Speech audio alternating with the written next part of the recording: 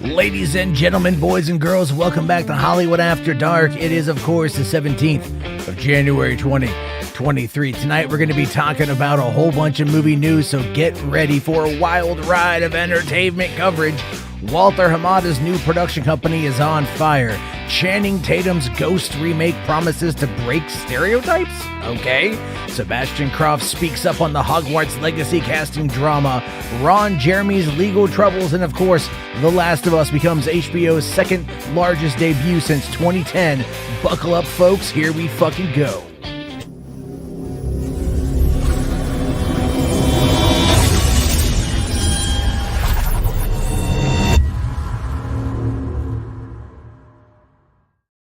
Hey, what's going on, everybody? How you guys doing? Welcome to the party. Welcome to the show. Of course, it is the 17th of January. It feels weird to say that because, like, looking around out there, we're in really warm weather for January. Like, unreasonably warm weather for January. I'm out there even wearing shorts and flip-flops, man. January. In California, this wouldn't be a problem. This is kind of an everyday way of living when you're in SoCal.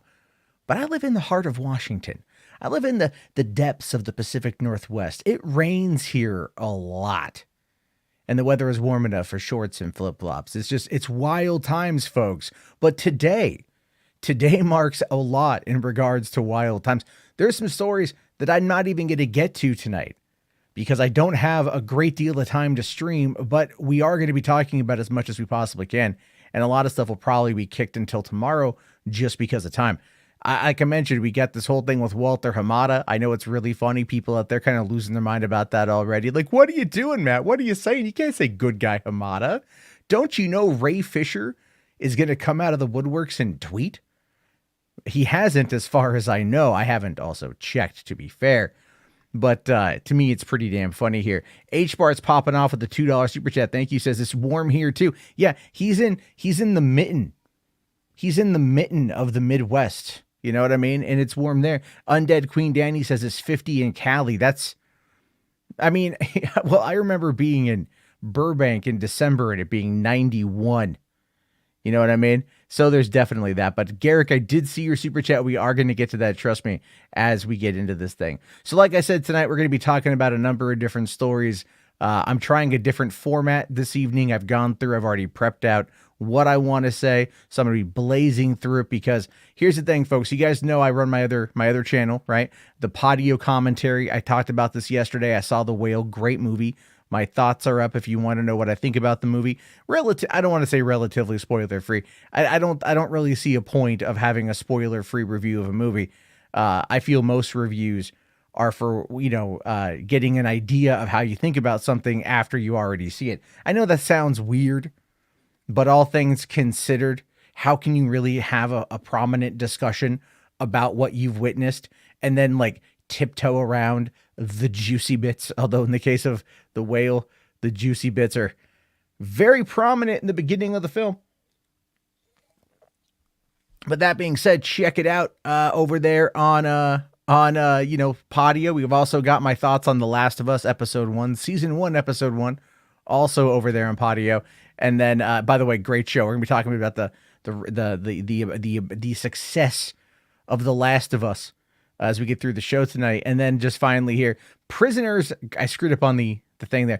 Okay, so here's why. I want to be honest with you guys. So I've been pimping this quite a bit. I've been talking about this quite a bit. Patio Commentary, trying to keep to a schedule. I said January 18th would be Prisoners.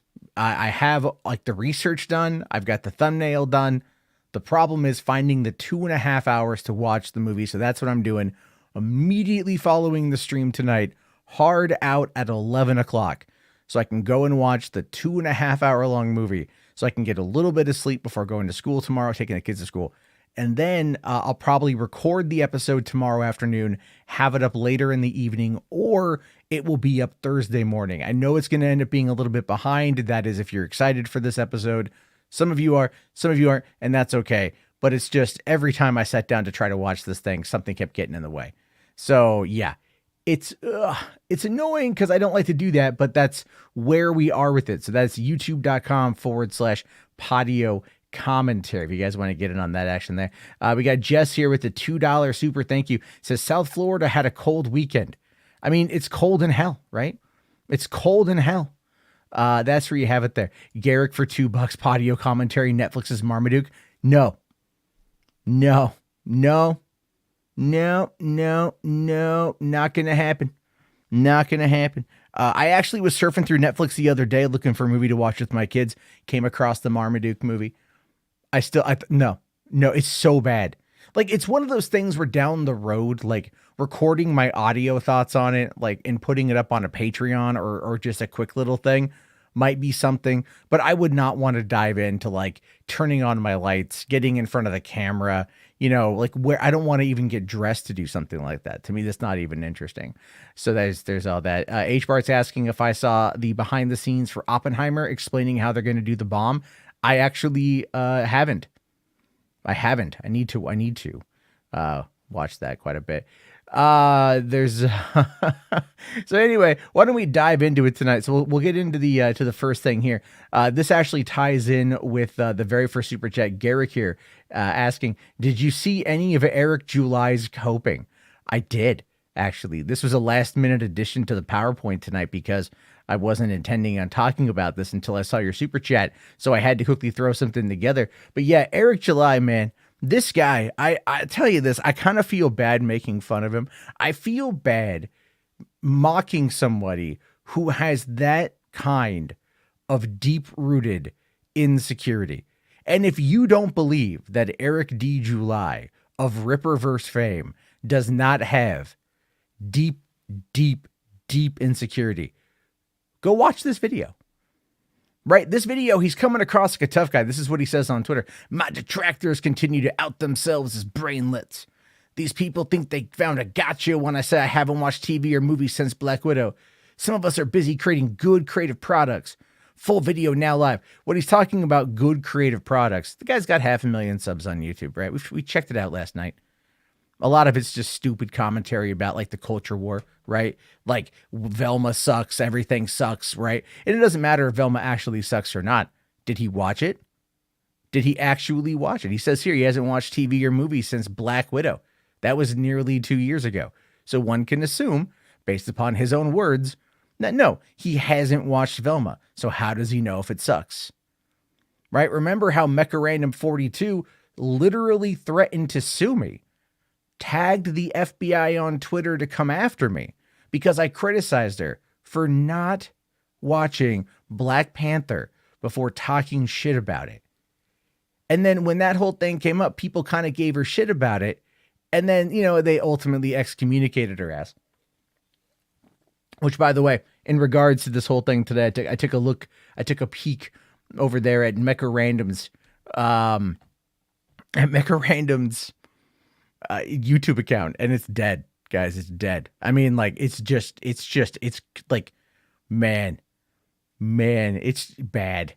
I don't even know. She's got to be freaking out. She's got to be tripping. But anyway, I'm just saying this whole thing to me cracks me the fuck up, predominantly because I was watching this. I mentioned in this video, he calls me obese. I'm fat. All right. I'm not obese. I'm portly. I'm a rotund American. All right. But I'm in the fat category due to my BMI. All right, I'm just going to lay that out there. All right. I'm going to own the chunkiness. All right. I'm going to own the cottage cheese thighs. Actually, they're really not that. I have really nice outer thighs. Anyway, my whole point, my calves are fucking dynamite and to die for. They're Adonis. My calves are golden. All right. If I have one physical attribute that could get me a solid earnings on OnlyFans, it would be my calves and my ankles because they sexy. But now I'm watching this video. Today of Eric, and I don't like to hate watch nothing, but like I didn't even know about it until I was told about it in the Discord. By the way, the link to the Discord is in the video description as well as the pinned to the comment section right there.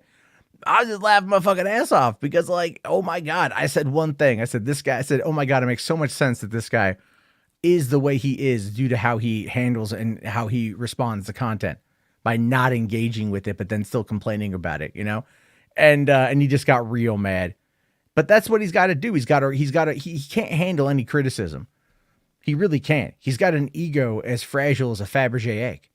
So he has to run into a video like this and then try to go, oh, well, I'm going to monetize my haters, which is fine, whatever, dude. Like, no one cares, you know, because all the brainlets, all the, not even brainlets, the manlets, the little incel babies, that the orbiters, when they come at me, they're just like, yeah, but he made a comic book that sold 3.7 million.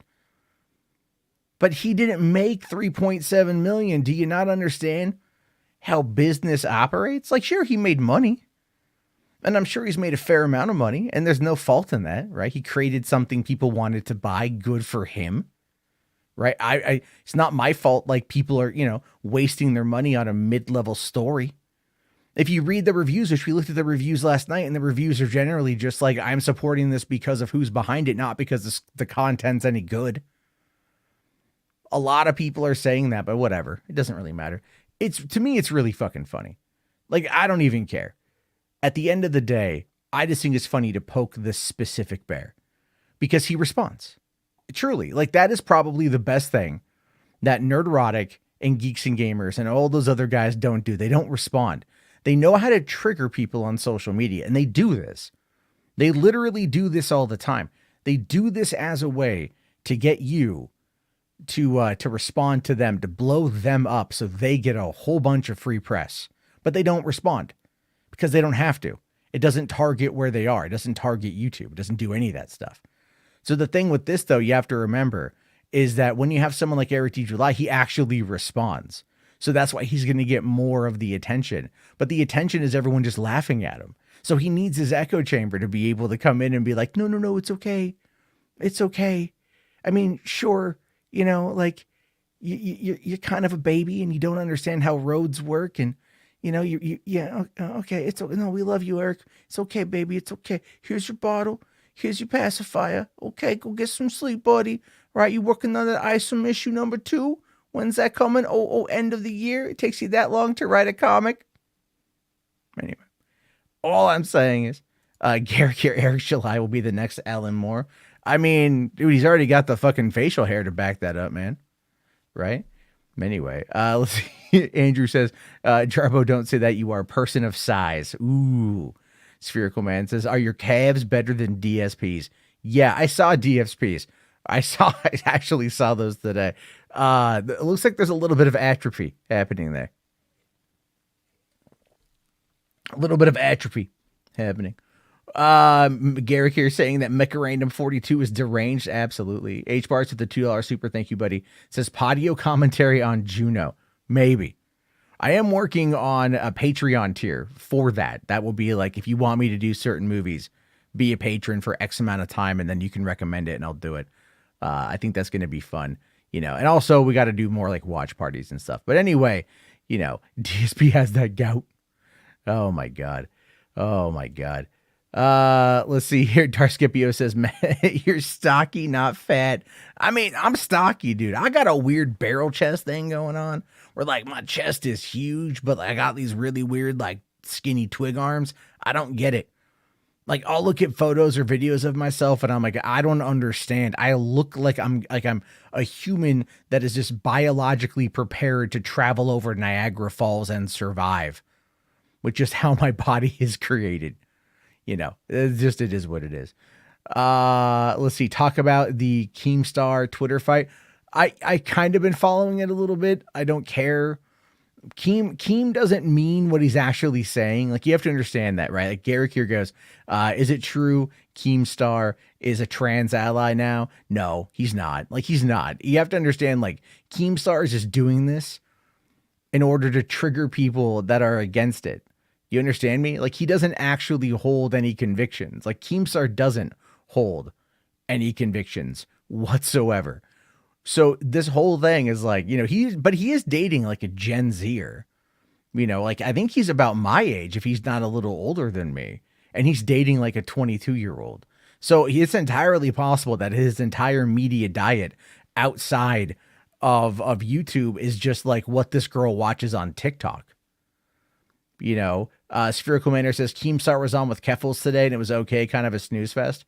I mean, I saw Keffel's thumbnail for that, and I thought it was a bit presumptuous. I'm all like, What is she doing? What is she doing? She's just like, I got boobies now. Let me show them off, you know? It's all for show. All of this shit is for show. Keemstar's doing it for show to troll people. Keffels is doing it for show because that's how she stays relevant. Kiwi Farms is back up. It's not going anywhere.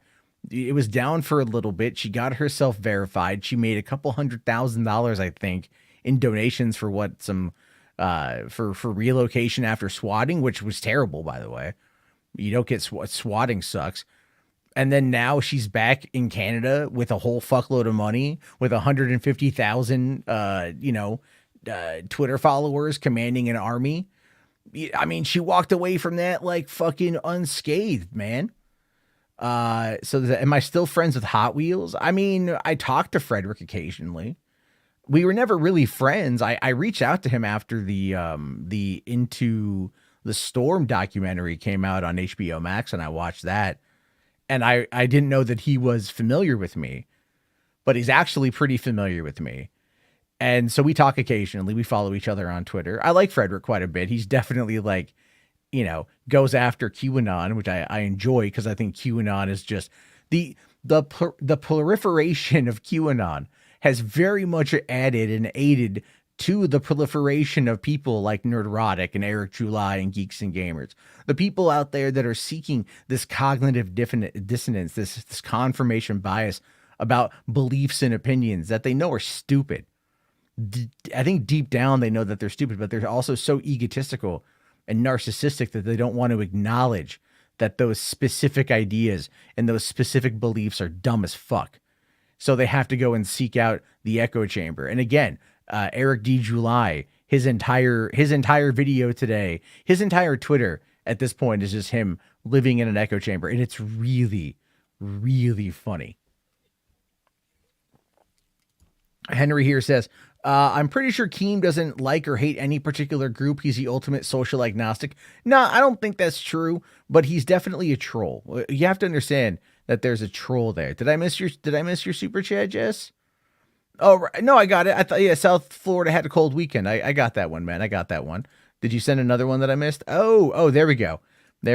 Sorry, I didn't see you and Ryan both sent.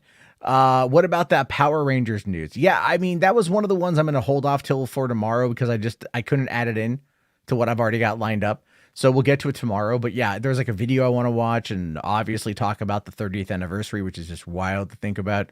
Also, like, dude, the original Power Rangers are looking old, man, like old. It just makes me feel old. You look at Billy and you're like, my God.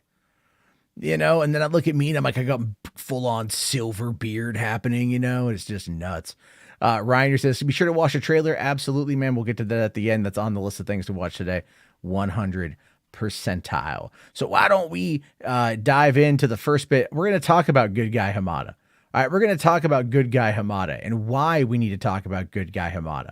And remember, guys, keep a sharp eye on Ray Fisher's Twitter because that's going to be what comes up anyway. So here's what we know about the situation with Walter Hamada and why it's interesting to talk about here. So Hamada has launched 18 Hertz Productions, and he is hiring the executive who brought Smile to Paramount. Now, what you may not know, so 18 Hertz Productions is a new production company founded by Hamada, the former head of DC Films. The company aims to produce mainstream horror films and has signed an exclusive multi-year production deal with Paramount Studios to achieve this goal. The company's objective is to release several low to mid-budget films per year, both theatrically and streaming. The company has made key hires and to help achieve the goal. One of them is Nathan Samdahl, the former Paramount executive who played a key role in making of the horror hit Smile, and he will be the company's senior vice president. Here's the thing with that. With Samdahl, he brought Smile, a $20 million low-budget horror movie to Paramount that made over $200 million worldwide, made a lot of money based on the budget. It might even be under $20 million. He was laid off by Paramount recently. This guy made the fucking company hundreds of millions of dollars and was laid off in the process, right? That just goes to show you how like reliable Hollywood is in getting a job. So Hamada recognizing talent where he sees it in the horror genre, which is where he probably should have stayed outside of jumping over to DC for a couple of years, grabbed this guy up, brought him in, and made him the company's senior VP. And that's actually a really cool thing right there. That to me, I'm happy with that. Now going on here, it says Nick Romano, a creative executive, will be joining the company from New Line, where he worked as a creative executive. He began his career in 2018 in the mailroom at ICM Partners before landing as a motion picture literary assistant to Brian Dipperstein. And so he's worked with A24, Bleecker Street, Dimension Films, and now he's going to be a creative executive over at 18 Hertz. The reason why the company is called 18 Hertz is because it falls just beyond the range of human hearing and is believed to provoke a feeling of fear and paranoia, and it is considered as the sound of fear in the paranormal community. The name reflects the company's focus on horror and its goal to establish itself as a leader in the genre. What I enjoy about that, right? What I enjoy about that is the fact that they are focusing on horror. They realize, as many of us realize, as many of us has been talking about for quite some time, horror and anime are going to be what saves the box office right now in between Avatar films. And also maybe like really solid animation movies like, Puss in Boots and stuff. But that was like, that's like $180 million movie or something like that. But, smaller micro budget or low budget horror movies that can yield a strong return has been something that has always happened. But as we've seen in recent months, it feels like these horror movies are doing very well. And so Hamada is very talented at that. Hamada is very good at that. That's what brought him over from New Line to DC. He was very well respected over at New Line. And he's respected within the company overall. But the way that he was treated on the way out is why he took his toys and he went home. And good for him for doing that. I agree with Ryan here. You know what? Good for him. He's starting his own studio that'll focus on horror films. I wish him all the best. Exactly. Maybe DC wasn't the right call for Walter Hamada, but it definitely wasn't what a lot of people out there tried to argue. What a lot of people tried to brand him as, what they tried to say that he was. All the people out there, like all the Ray Fisher types that are just out there nonstop trying to just, denigrate this guy because he was upset about how something that he wanted didn't turn out the way that he wanted it to, and so I laugh at the name 18 Hertz because when you have the name 18 Hertz and it's just outside the range of our hearing, it's meant to invoke fear and paranoia. That's why I said, take a look over there at Ray Fisher's Twitter. Because if anything, he's hearing that right about now, and he's getting ready. He's getting ready for something. Gary here is saying Ray Fisher isn't wishing him all the best. No, he's not. Absolutely not. Ozymandias here brings up a great point. Terrifier 2, perfect example of big profit. Really is. I mean, so is Smile. Overall, Smile, profit. I think profit-wise did better. But yeah, Terrifier 2, $250,000 budget. Over 12 million domestic box office. Who knows what it's sold on home video? Who knows what it's done in regards to streaming? It's done very well. And people are very much into Art the Clown as a new horror icon. So that's going to be something very interesting to see what happens as time goes on. Ryan here also says, Megan has been doing surprisingly well. Yeah, I was actually, when I went to go see The Whale yesterday, I was kind of like a little bit apprehensive. Not that I didn't want to see it, and I'm glad I did. But I was like, man, I don't know if I want to, it's like 10:30 in the morning. Do I really want to watch like an R-rated 2-hour drama about an overweight man coming to terms with the end of his life? And then I'm like, but Megan's like an hour and a half, and it's like a quick, fun movie. My girlfriend didn't want to see that, obviously, and that's fine. It was her choice, and I'm glad we went with The Whale. But I think Megan should probably end up being on PVOD by the end of next week, if current trajectory has held itself to anything in regards to how Universal has acted. I mean, look, Megan's done pretty well in the beginning of the year. Puss in Boots is still doing surprisingly well, doing surprisingly great, actually, up against Avatar and other movies. And you have to kind of laugh at the fact that Puss in Boots is probably also doing very well on home video. So I wouldn't be surprised if Megan makes her way to home video very soon. So there's going to be that. I think, also Gary here says, Winnie the Pooh, Blood and Honey is expanding to more theaters. Yeah, they are doing a Fathom event here pretty soon, right? They are doing a Fathom event here pretty soon, and I want to go see it. So when that comes out, I'm going to try to go check it out. Definitely. So I think it's going to be a lot of fun. Blessing here says, I still want to see an R-rated cut. It's not going to come out though. I'm not gonna come out there. Taylor here says, hey, I'm here. Just saw The Whale and Puss in Boots today. Yeah, I know, Taylor, you said you're going to. How'd you enjoy, man? How'd you like them? I think they're both pretty solid. So, all right, guys, let's move on to the next one here. This one, I don't even fucking get. I don't even get. I saw this. I'm like, I have to talk about this. Ghost remake, Eyed by Channing Tatum. But it's going to be doing away with the problematic stereotypes. Right? Yeah, okay. So here's what we know about it. Channing Tatum revealed that his production company, Free Association, has acquired the rights to the 1990 romantic fantasy film Ghost and is working on a potential remake. Channing states that he may play the role of Patrick Swayze, who starred as a murdered banker whose ghost sets out to save his girlfriend from the enemies in the original film. Tatum also mentions that the remake will aim to change certain problematic stereotypes from the movie. However, he doesn't specify which stereotypes he's referring to. Now, when I came across this headline tonight and I came across this article tonight and I was kind of looking into it a bit more, I'm like, what fucking stereotypes is he talking about here? Right? Like what exactly is he saying? You know, like I was just kind of like, what's going on?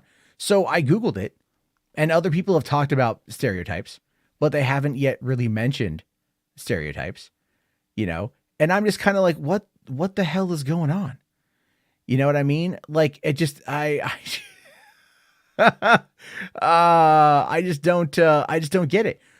So I looked up a few more things, like the Tampa Bay Times had talked about it, and they had mentioned it really is just like how the villain was Hispanic and apparently a stereotype. I remember the villain being Hispanic.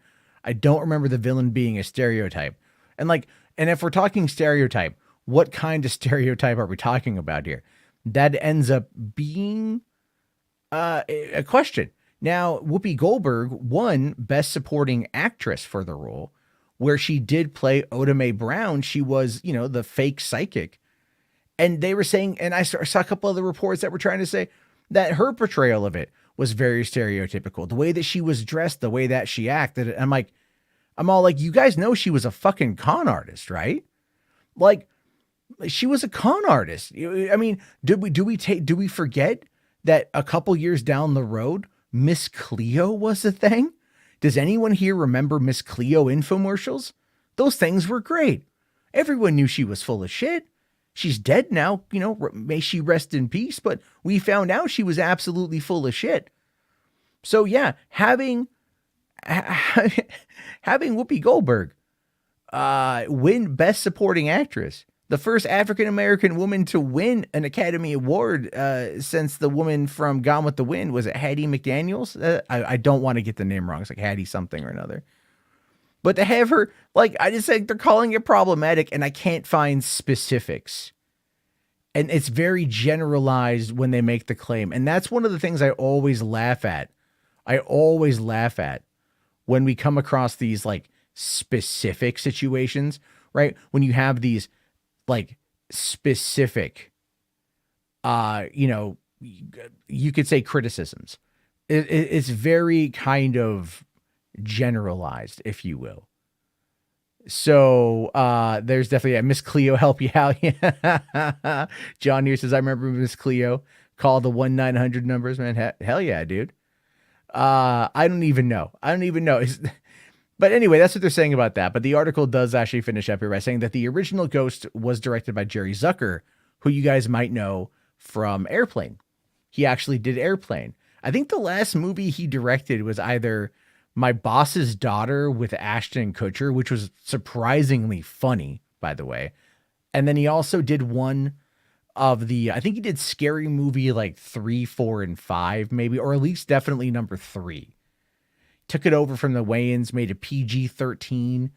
Those movies went to shit after number 2. And so will be a Ghost remake. Nobody needs a Ghost remake. But, it's not the first time that Channing Tatum has been attached to a project that never made itself, never got past the starting point. There was also Gambit a number of years ago where he was going to be playing the Creole thief, and they were all about that in 2015. That never went anywhere. And then also at one point he was going to be playing the mermaid in a gender flipped remake of Splash, Ron Howard's Splash, with Tom Hanks and Daryl Hannah. And Jillian Bell was going to be the Tom Hanks character. Who would have been the Eugene Levy character in that movie? That's my question. Who would have been? It probably would have been like Melissa McCarthy. I think we can probably guess it would have been like Melissa McCarthy as like the friend. I don't know. I'm not playing no second fiddle in this shit. But anyway, Channing Tatum has done some stuff that no one out there, that has never come through. Caden here says Rat Race was the last film Jerry directed. Well, okay. Well, Rat Race was really good. No, which one was it the Zucker brothers, or it was one of them? I forget. But Rat Race was really solid. I love Rat Race. Oh, get Eugene Levy's son. I mean, to get Daniel Levy would be great. Yeah, because Daniel Levy is great. I love him.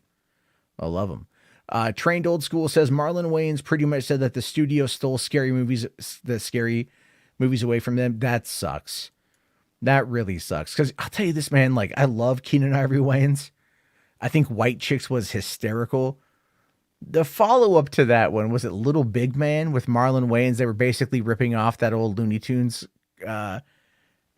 cartoon and whatever. I thought that was dumb as shit, but I love White Chicks. I think Terry Crews is fucking hysterical in White Chicks. So Nihilus here says Gambit would have turned out like Black Adam. Blend. I don't know, man. I don't know if it would have. I think Gambit, like, it would have been something. I think it would have been something, because I think Channing Tatum would have at least brought charisma to the role. Because Channing Tatum can turn on the charisma. Dwayne The Rock Johnson could not turn on the charisma on that one.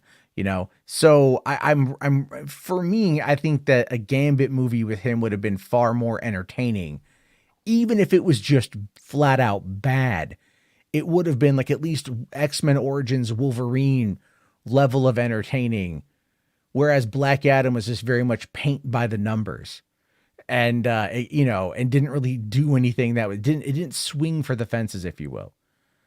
So there's plus making my way downtown. Goddamn right. What's that line that Terry Crews says? Once you go black, you're going to need a wheelchair. That line is so fucking funny. And then like later on, you see a woman in a wheelchair. It's like goddamn, I love that movie. That's so fucking movie.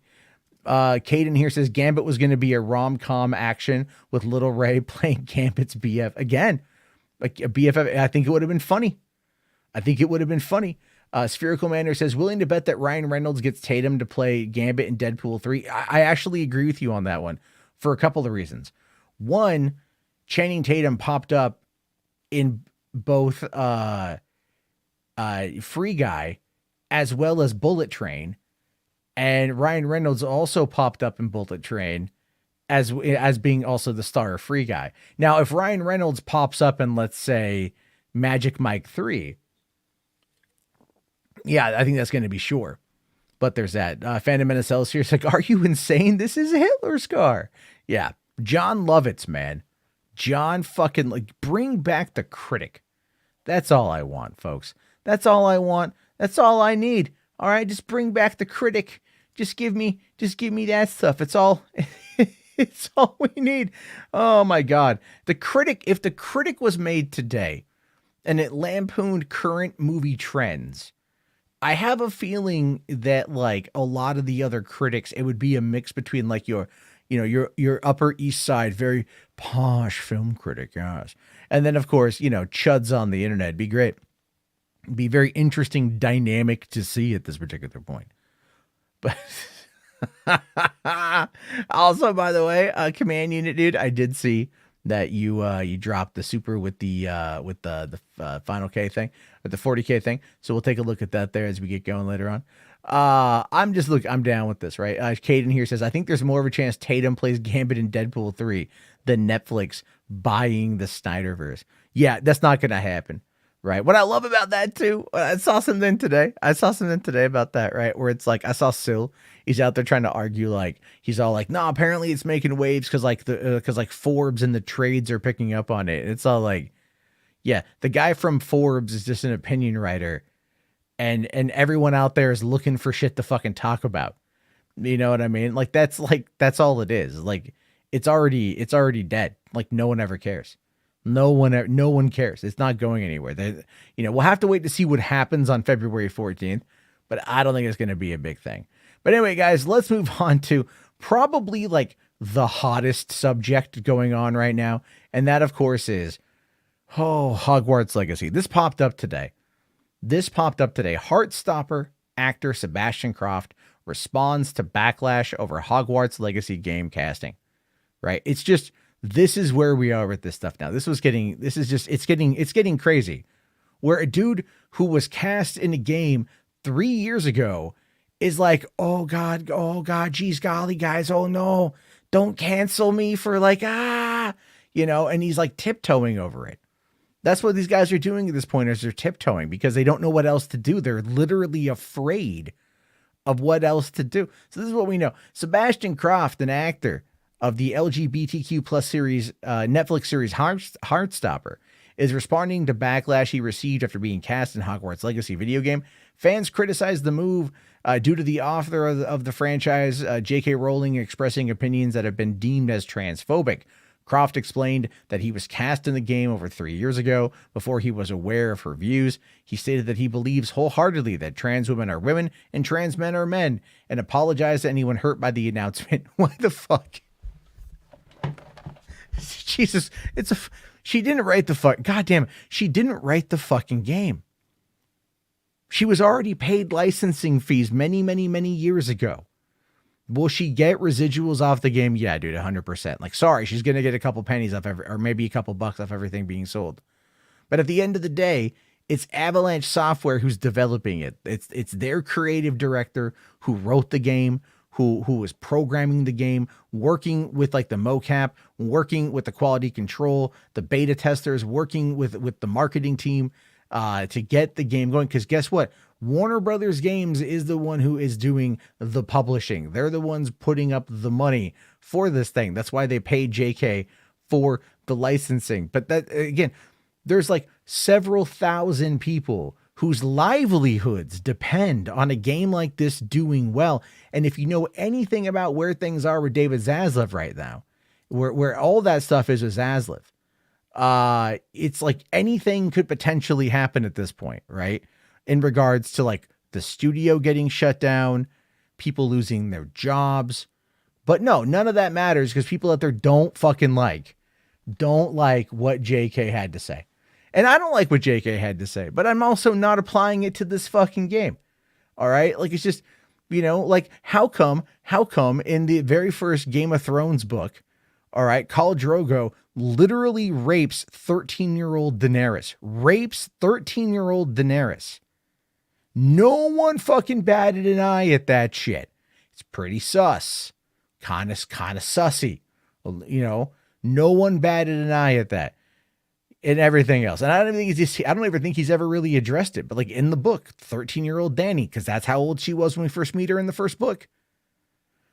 She ends up like getting raped, like, and he goes, and not only that, in the chapter, if I recall correctly, where she gets assaulted, he actually writes that she starts to enjoy it at the end. If I recall, like he makes it's like a subtle mention to like, so I'm not going to go into detail because she was 13. I was listening to the audiobook on an airplane and I remember like, I was kind of nodding off and whatever when that scene came up. And then I'm like, I woke up like, oh man. Yeah, I'll come back to this later and we're good. So it's very stupid. It's very dumb. The devs, but Matt, the devs already got paid. Yeah, right. The devs get paid hourly. There's crunch time. They work 80-hour weeks. I mean, it's just literally ridiculous. It's literally ridiculous. But here we go. You got other actors like Daniel Radcliffe have come out and spoken about the importance of denouncing Rowling's comments. But the thing is, though, they're not denouncing Rowling herself. They've denounced her comments, but they haven't denounced the woman herself. Because guess what? Daniel Radcliffe, friends with J.K. Rowling. Emma Watson, friends with J.K. Rowling. All right, there may be an optics issue at this particular point in time, but, have they come out and actually been like, nah, man, fuck this chick, fuck this lady, fuck her, fuck that, fuck this. I'm not taking any more residuals from Harry Potter, man. I'm not getting paid off any of the fucking merch, any of the streaming, any of the video sales, any of the fucking Hogwarts, lands at a Universal, man. I ain't getting none of that shit. Give it all back, man. Give it all, donate it. They're not doing any of that, are they? They're not doing any of that, So, no, I'm just saying you can't sit there and say like JK attacked real people. She's has her opinion. I don't agree with the opinion, but like, as far as I know, she's not calling for violence against real people. That's all it really boils down to, in my opinion. All right. Like, I don't like it. You can buy the game. Don't buy the game. But it's like people are turning this into like a fucking crusade. And I know a thing or two about how this shit plays out when you go into the fucking crusade shit. All right. That's what I'm talking about here. It does not end well. Believe me, it does not end well. Have you seen what this is becoming? This is becoming a huge part of the culture war. All right. You got here. I'll bring this. I got this video right here. Check this one out. Please do not support the upcoming Hogwarts Legacy game. Friends, colleagues, cohorts, the whole lot of you, I'm asking you very sincerely, please do not stream it. Don't make YouTube videos about it. Don't buy it. And don't bloody pre-order it. The reason being is that you may not be aware that by supporting this title, you are essentially aligning yourself with some really heinous transphobic values. J.K. Rowling, aka Joanne, has made it extremely clear that they see the success of this title as being vindication of their transphobic views. That, by this title doing well, that means that they were correct. And honestly, you just have to look on the Steam forums to see the kind of people that are cheering for this game. Please don't be among them. If you weren't aware of all this, I'll do a longer video after this to explain a bit more of the nuances, but I just had to say, please don't support this game. Please. So, okay. Right. I get it. The guy's got his opinions and everything else. All right. He thinks that this is going to be a win for JK. I think what he's referring to is the tweet where someone basically had commented her like, you're destroying your fan base or whatever. And then she's like, I'm just going to count the residuals and be fine. I'm paraphrasing, but like, it was a clapback. It was an absolute clapback. Right. That's kind of the thing about, sorry, Canadian here for $2. Me and Israel hearing about a crusade. Oh no. Well, it's not the Spanish Inquisition. We're definitely okay. Let's see here. Rational says, did you hear what Brianna Wu said about Hogwarts Legacy? She said if any of her friends reviews it or buys it, that she wants to unfriend them. Yeah, the thing is, here's the thing. This is on Forbes, all right, from Paul Tassi. Hogwarts Legacy is already the #1 selling game on Steam and PS5, #2 on Xbox. All this controversy is doing, is giving it as much free advertising as humanly possible. Now, Spherical Man makes a great point. Just buy a used copy of the game. The thing is with that, though, Spherical Man, many people are going to be buying the game digital where you're not able to transfer the code. So you have to wait and see if you can find it used. I'm sure you'll be able to. Or wait, maybe they're going to have it over at Redbox or something. You could rent it. But either way, Static Path is correct. It's the Barbara Streisand effect. The more they talk about this, the more that it blows up. Like, I've been watching a bunch of videos on Hogwarts Legacy on YouTube because they've been recommended to me. Because I've been checking out to see whether or not the controversy is making its way to YouTube. Guess what? It's not making its way to YouTube. The YouTube side of Hogwarts Legacy coverage is, oh my God, oh my God, oh my God, oh my God, oh my God, oh my God. I can't effing wait to play this fucking game. It's going to be amazing. It's going to be fantastic.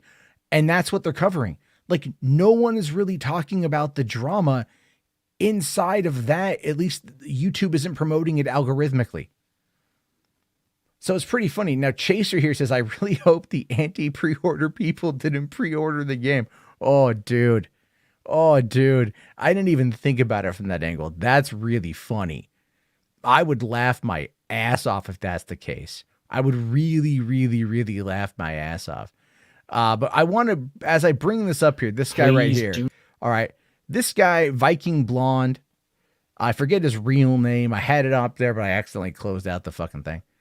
This guy is a BAFTA game member. All right. He's a BAFTA Games member, meaning that he votes on BAFTA awards for gaming. Like, so he knows what goes into development. He knows what goes into the process of making a game. He knows exactly what he's saying when he starts talking about this kind of nonsense. He knows exactly what he's doing, but he doesn't care because he's just outright trying to feed into a narrative. He's playing up his side of the culture war. And that's what it boils down to. And so, dude, the quote tweets on this are practically all of them telling the guy, yeah, man, I'm buying this. Like, I'm buying this. And that's where it's at. I mean, like, look, here's what I'll say about this before we move on. The pre-order data proves that this game is going to have a massive, massive debut when it launches next month. It's going to blow up the Steam charts. It's going to blow up on PS5, blow up on Xbox. When it comes out on the Switch, eventually it will blow up on the Switch too. It's going to blow up everywhere else. And the thing is, there's a lot of people out there who don't know about anything that's going on. And like I keep pointing out to people, this has more to do with J.K. Rowling's comments about, you know, what is a woman in her perspective than it does, than the people out there that are trying to argue that this game is racist or bigoted or xenophobic or whatever, simply because, or anti-Semitic, that's the word I wanted to use, because the villain of the movie, the villain of the games, one of them at least, is a goblin. And they're like, oh, it's coding. And it might be, but like in the game though, it's like, you know, we don't know the story yet. So everyone is just trying to find a way to attack. I had a guy on Twitter literally, this is true. I had a guy on Twitter the other day tell me that if I support this game, it's literally like playing a game as a member of the KKK attempting to block black people from having civil rights in the 60s. I'm paraphrasing what he said, but that is the very, very gist of what he was saying. And I sat back and I looked at that tweet and I'm like, this is a person who claims to be sane telling me that if I play Hogwarts Legacy, that it is akin to playing a video game as a member of the KKK in order to deny black people their rights in 1960s America. It's fucking nuts, guys. It's nuts where we are with this thing. It's just crazy. Danny here says, JK is Teflon apparently. Yeah, because most people don't understand this nonsense predominantly is on fucking Twitter. A little bit on TikTok, but it's mostly on Twitter. You know what I'm saying? And it's not like, and most people don't care. Command Unit here says, I pre-ordered it. I did it before the outrage thing, but true, but you're holding on to your pre-order because you're an accelerationist, if I recall. And then Music Man here for 5, thank you, says, is a culture war that important as people think it is? And how can we talk or stop the situation altogether? Okay, so I'm pulling from Gamergate on this one, all right? You have to understand. Like, who was the Council of Geeks? I don't know, Ryan. I don't know who they are. But here's what I take on this one. Buy it if you want. Don't buy it if you want. She's already been fucking paid. But there's other people out there right now that are going to need work. And if the game underperforms, guess who's going to axe the company? David Zaslav. We already know what he's done. We know what he's capable of. He's a hatchet man. I'm not saying buy the game to, like, if you have a certain, you know, narrative you want to spin, don't do it because of that. Like, don't do it because of that. Don't do it to own the libs. You know, don't do it to, like, say fuck you to trans people, because that ain't cool.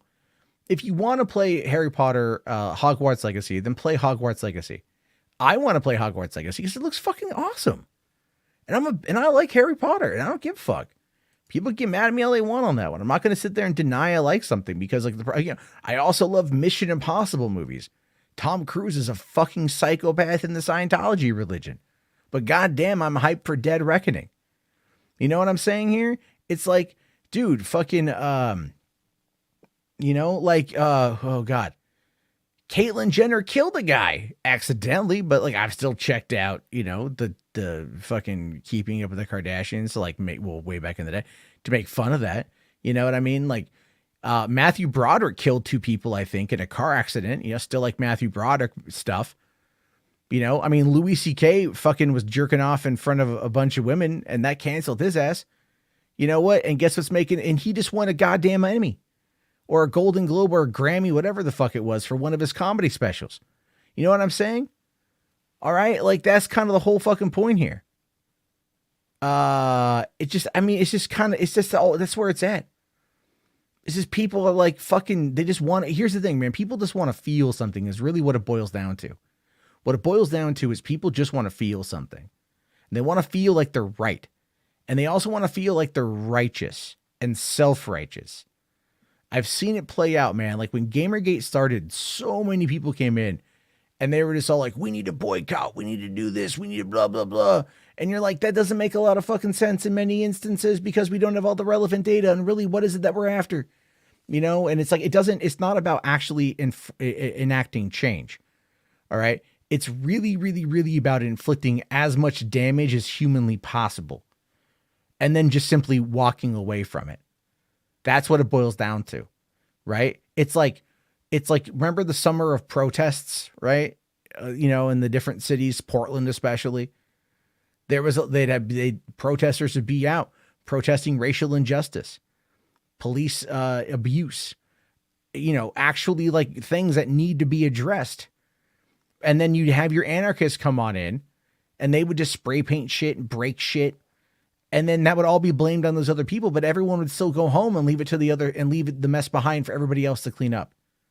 And that's a lot of what happens here. Now, Rational makes a good point. I'm worried that if journalists who give the game a good review will get harassed and doxxed. I don't know if they're going to get doxxed, like their name's already going to be out there and shit, but they're probably going to be harassed. On Twitter, they will probably end up being harassed. So what I think is going to happen is I think that a lot of people are going to end up buying the game. They're not going to talk about it, but we're going to hear no one talking about this game for like a couple weeks, maybe. But then people are definitely going to be talking about it after the fact. But they're waiting for everything to die down. But you're going to see the numbers are going to be absolutely insane. Are going to be absolutely insane on that shit. That's kind of the whole point. Like all I'm remember, Chaz, that was Seattle. Ralph, that was Seattle. All right, Chaz was Seattle. I'm just saying that's a lot of what it boils down to. Like I think that there's a conversation to be had about what JK has said. I think there's a conversation to be had about its impact on people or everything else. I think the big factor here is that neither side is willing to listen to the other side.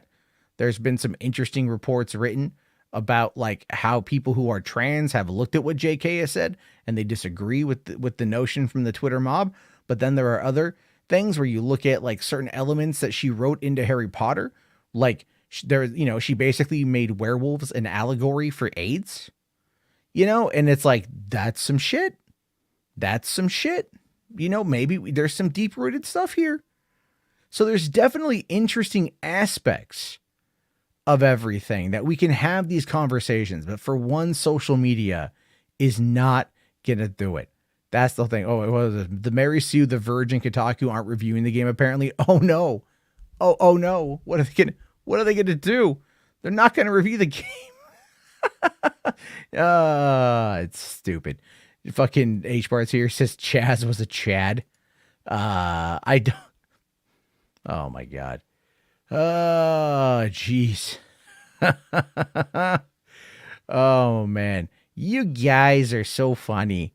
You're so fucking funny. But no, Chaz was pretty terrible, actually. My friend wanted to go.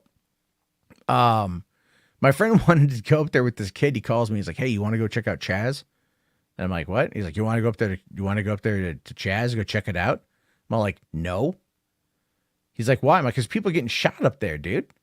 He's like, no, it's fine. I want to take my kid. I'm like, no, you don't take your kid. You're people getting shot. So I send him a bunch of videos of like people, fucking shit going down. He's like, oh, maybe not a good idea to take the kid. I'm like, yeah, Knock, if you want to go, you and me want to go check it out. That's a different fucking scenario. I would have gone and checked it out. I would have definitely worn a mask because I have a feeling I would have probably been recognized, and then, that maybe wouldn't have ended well. Let's see. H Parts here says Vito should have gone to Chaz and brought a Pepsi. If it was closer to LA, he would have done it, I think. Absolutely. Spherical Commander says, was it goblins or trolls that she used to represent Jewish people? The goblins run the bank. That's the big thing. The goblins run the bank, And so that's been a criticism for a long time, but one she's also kind of just relatively ignored. But anyway, we've only got about another 20 minutes. We got some stuff to get to. Let's talk about another crazy situation here. Ron Jeremy. This is wild, guys. This is wild. Ron Jeremy escapes his rape trial due to incurable neurocognitive decline. The judge says he faced over 300 years behind bars if found guilty. Now, we have to remember about that 300 years thing. It's very similar to the Ezra Miller headlines. By the way, crimes, not comparable. I'm just pulling out the headlines here. With Ezra broke into a house that was unoccupied at the time, jacked a couple bottles of booze that were worth some money, and then fucked off. All right. And as a result of that, under, I think, like Massachusetts law, or is it Vermont? I forget where they live. There was, Ezra could face up to 27, 28 years in jail. Never would have gone that far. Obviously it didn't. But this whole thing here is just, is nuts. Yeah. Holy shit. Right. God, look at him. I know it's crazy to think. It's crazy, to think about that. Music Man here says 300 is still dumb for jail. Well, we'll talk about why there was that potentiality of 300 years. So here's what we know. Ron Jeremy, the former pornographic film actor, has been deemed incompetent to stand trial on multiple rape charges due to his mental health. In a hearing today at a Hollywood Boulevard courthouse, Judge Ronald S. Harris declared that the nearly 70-year-old alleged serial predator is in an incurable neurocognitive decline, and his state of mind would most likely not be restorable. Jeremy's future, however, will be determined on February 7th, where it will be decided if he should be housed in a state mental health facility and how limited he will be in whatever mental health facility he is placed going forward.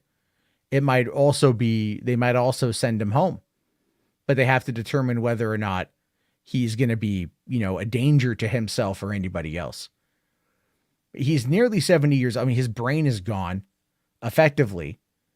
And so at this point it's crazy, but his lawyer, like this is what it goes on to say. Look, Jeremy was arrested back in 2020 and most recently indicted on 33 rape and sexual assault counts by the LA County DA. He is 33 individual rape, sexual assault counts. 33. Think about that. 33. Right?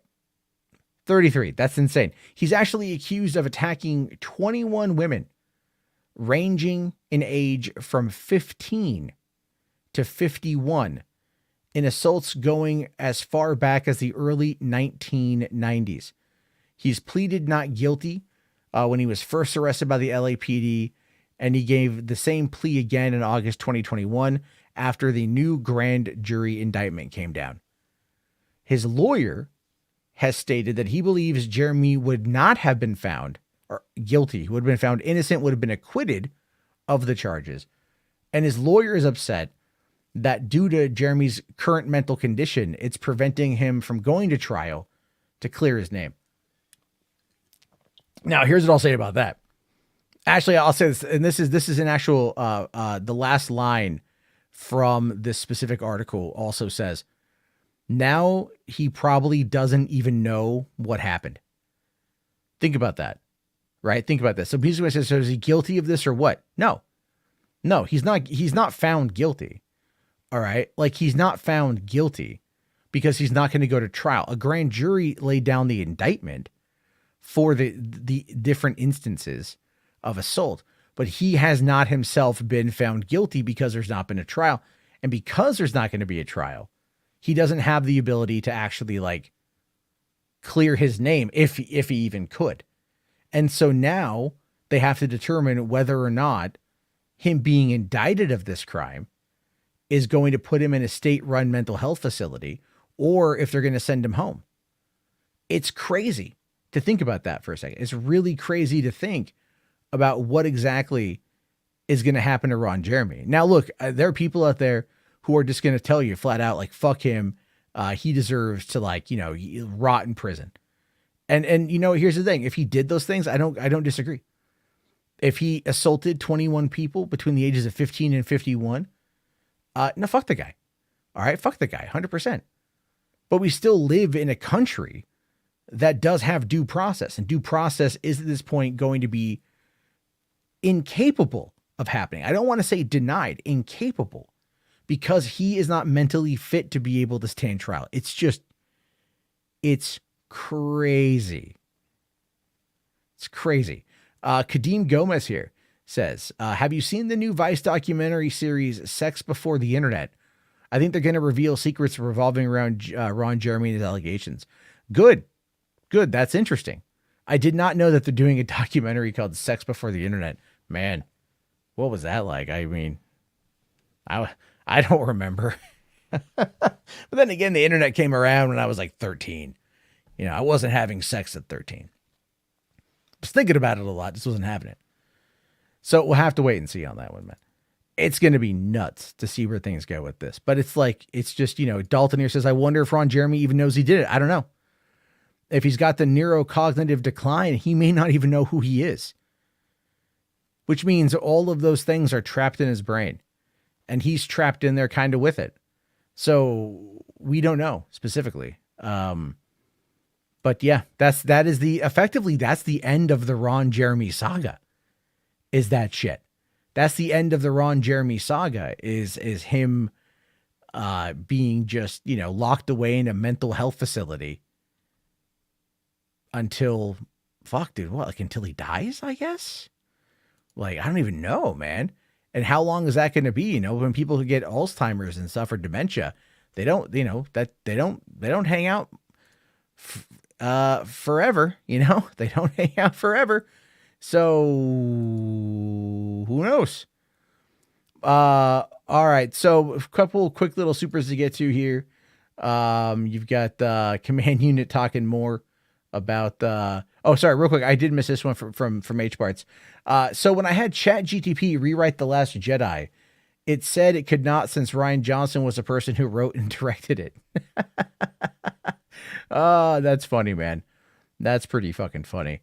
Just ask it to write a sequel to The Last Jedi, or to, like, you know, prompt it, I guess. You got to remember, you got to prompt it. When it comes to ChatGTP, you got to do all that stuff. So, all right. And then Command Unit here says, I kept my pre-order going back to the Harry Potter thing, because a Harry Potter RPG sounds fun. I said I pre-ordered it before the outrage because I had no influence over my decision. No, I know. But by your own words, you're an accelerationist, right? Not like, I think in like the you know, like what kind of accelerationist, right? No jihad coming out of you. But I think that, you know, I get what you're trying to say on that one there. But anyway, yeah, it's I get it. Now the question though is, are you keeping your pre-order? And then also here, Command Unit for another 5. Thank you, buddy. It says, would making the goblins officially Jewish, would that make it worse or better? Dude, come on. It'd make it like so worse. It'd make it so worse. Look, here's the thing with this, right? Right now, anyone can go and give their opinion and say that J.K. Rowling is anti-Semitic for making, you know, with the goblin trope. All right. And if JK says nothing about it, there's plausible deniability, right? There's someone interpreted that. That's not exact. That's not what she says. She hasn't confirmed it or denied it, really. But then if they confirm it by making the goblin population Jewish, then it's just going to look way worse, dude. You know what I mean? Like, it's just going to look way worse. This is how it's going to go. So, you gotta remember about that kind of shit. It's crazy. Anyway, I saw Fandom Menace post this earlier. That's why I don't engage with Eric July. He desperately wants to clap back because he thinks it validates himself. I'll just sit back and let him be in denial about no response on my end. Yeah, I know. I think it's just funny that like simple comments trigger him as much as they do. It's really funny. Kadeem here says Ron Jeremy gets the Weinstein treatment. No, Weinstein is cognitive. Weinstein is definitely cognitive. So we'll have to wait and see what's going to happen with that. But all right, why don't we get into the last story of the night here? Because again, we're coming up on my hard out in 12 minutes because I got to go watch a 2.5 hour movie so I can talk with you guys about it. Yay, me. As more people have discovered The Last of Us, as the data is coming on, and we now found out that The Last of Us becomes HBO's second largest debut after House of the Dragon, with 4.7 million viewers across HBO and HBO Max. Now, what I'm interested in is going to be the piracy data for that. I want to know how well it's done. Torrent Freak will definitely have some info on that, but here's what we know. The Last of Us, a video game adaptation starring Pedro Pascal, premiered on HBO on Sunday and drew 4.7 million viewers across linear and HBO Max.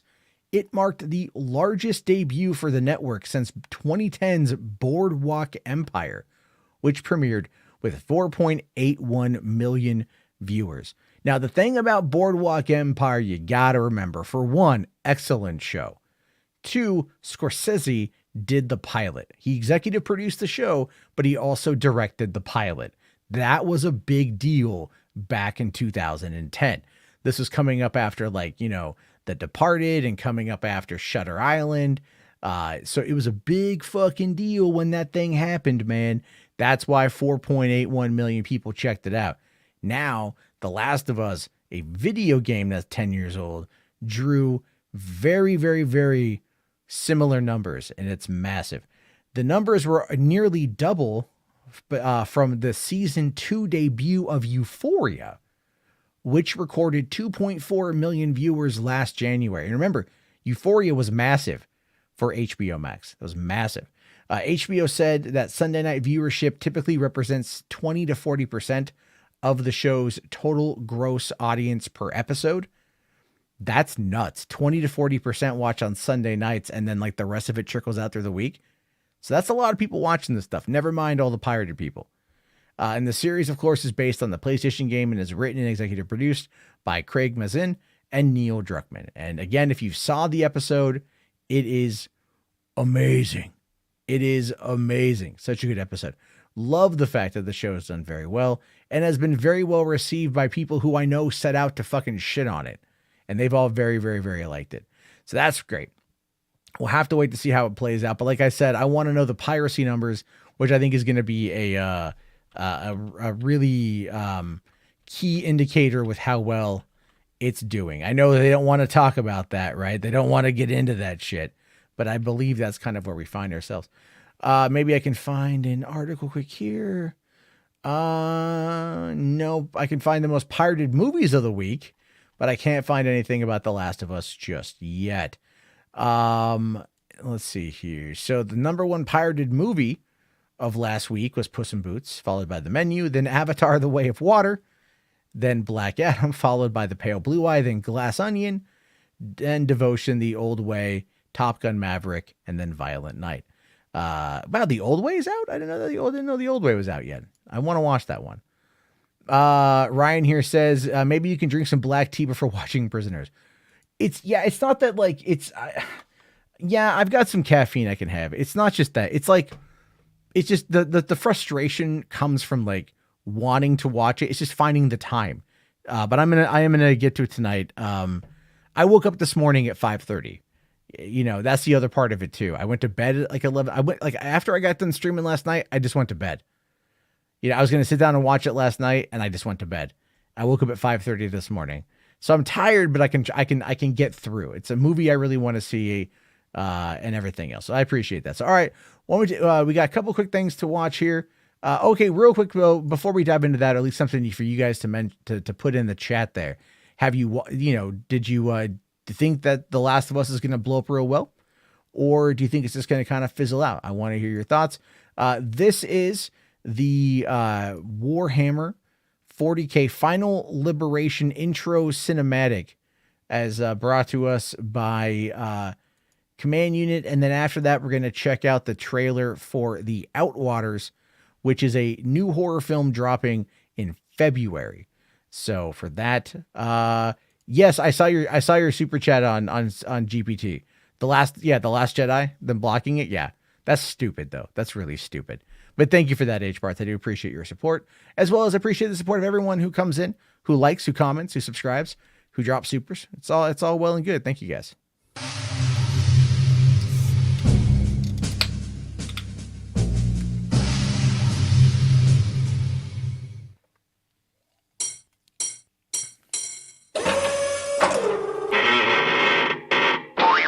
Wow, that's old school.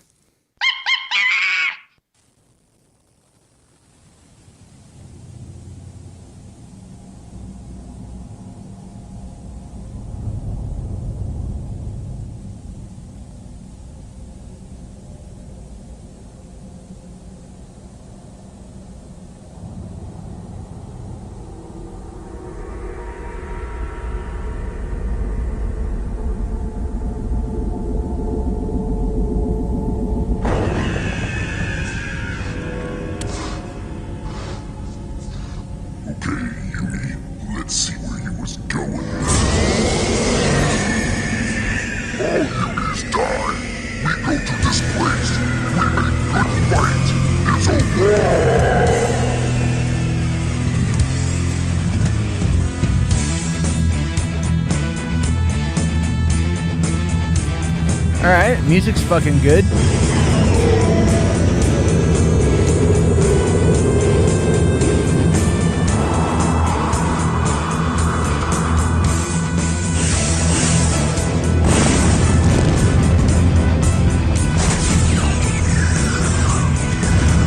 This reminds me of Crusader No Regret and Crusader No Remorse, which I loved.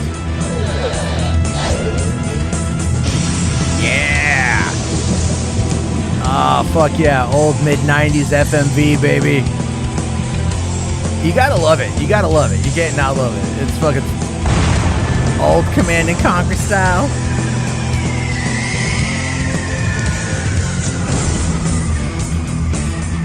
Yeah. I like it. I dig it. I dig the music.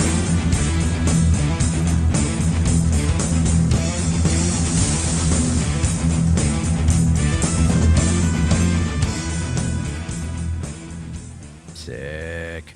All right, man. Look, you gotta admit, that's fucking dynamite. I liked it. Fuck yeah, Music Man, your metal fucking feet. Yeah, man. Let's see. Jerry here says, I wish I could watch The Last of Us, but I can't support Zaslav and HBO Max.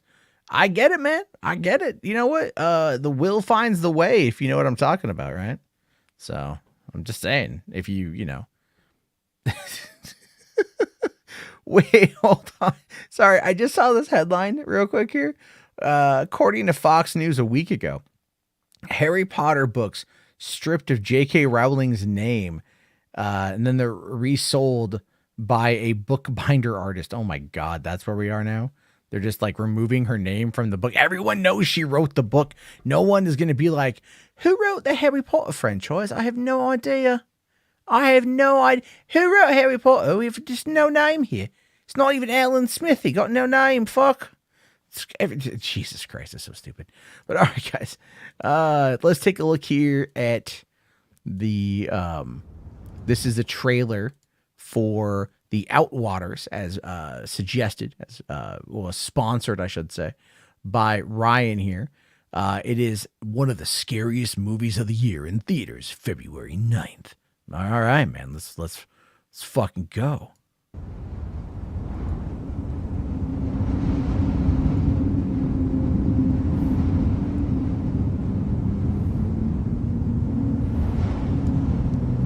dreamlike and poetic. Okay. I do like that they are filming the reflection off of what I think is the hood of a car or the roof of a car. But that is definitely effective, I will admit. I like it. Unspeakable primal terror. Yeah, baby. Please call me, sis. I'm so worried about you and your brother. I haven't heard from you guys in days. I had a really bad dream. It was horrible. It was really, really sad. Please call me. I'm so worried. I love you. I love you.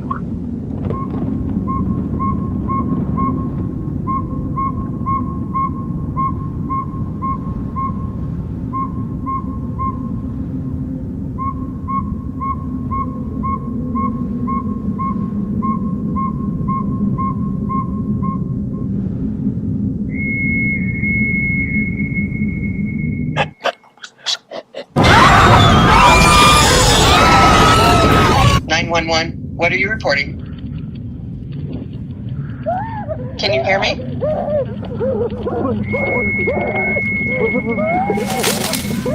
Can you hear me? Ma'am? Can you hear me?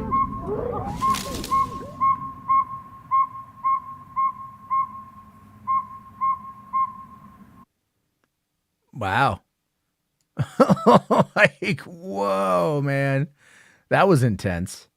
That was really intense. That's crazy. Spherical Manor says, watch Nope last night. I still need to watch Nope. Yeah. Yeah. I need to, that's the thing. I know I'm spending a lot of time building up patio commentary, but it's just fun. It's just fun to do. I just want to talk about, like movies. I think my big problem is I overthink shit, if I'm being honest with you guys. Like, that's my big problem is I overthink stuff. I gotta not overthink, but otherwise it's the YouTube game. It's what fucks with me. As sad as that is to say, but you know what? It's all part of the game. It's all part of the plan. But all right, guys, it is now 11 p.m. I need to dip because I'm going to go watch Prisoners. So if you guys haven't already, please leave a like, join the Discord. I'll talk to you guys tomorrow. Thank you again for watching. Have yourself a great evening and peace the fuck out.